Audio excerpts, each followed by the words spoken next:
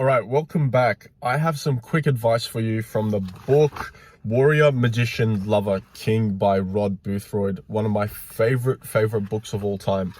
And this advice specifically relates to your lover archetype, the lover within you, the person that's archetype that just loves unconditionally, loves people, loves experiences, loves Mother Earth, loves nature, loves just things, right?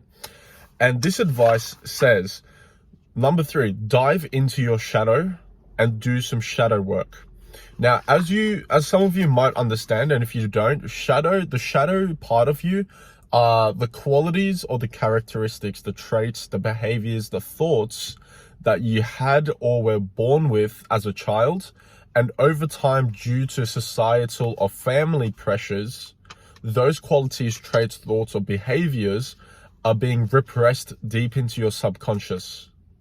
And therefore you kind of develop a hatred almost against people who have those.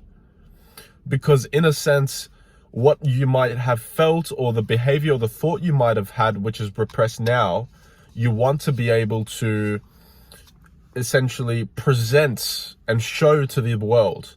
But because it's repressed within you, other people that get to show that characteristic, you feel jealous or you feel hatred or bitterness towards them, in a sense.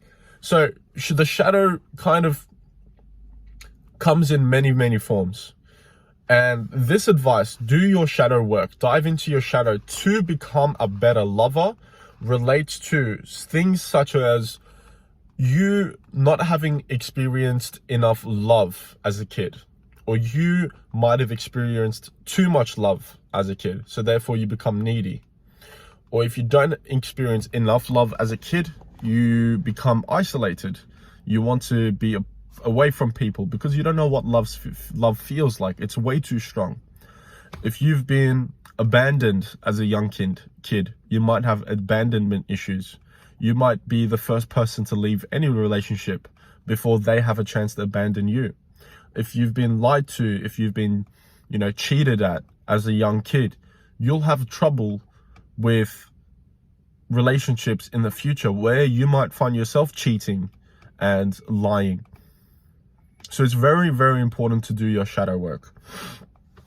It says here in the book, your sensitivity, sensuality, and compassion, as well as your ability to connect with others, with yourself, and with the life within this planet, all reside in the lover quarter. Being able to just walk around and just really love your environment, the trees, the grass, the breeze, your friends, your family, everyone, all the relationships you might have. Being able to love is really important. And being able to love healthy is much more important. And again, how do you love healthily?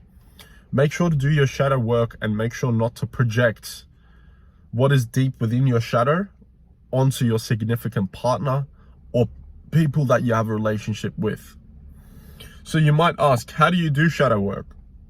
Excuse me. Therapy, psychotherapy, counseling. The author of this book is actually highly trained in this manner. And if you need to do some shadow work, I highly recommend picking up this book. Some other things, self-improvement, meditation, conscious diving into your subconscious and trying to ask questions, deep journaling.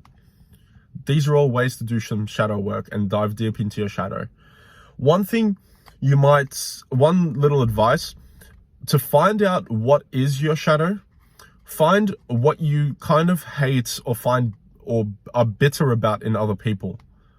Oftentimes, what's deep within your shadow, you project to others.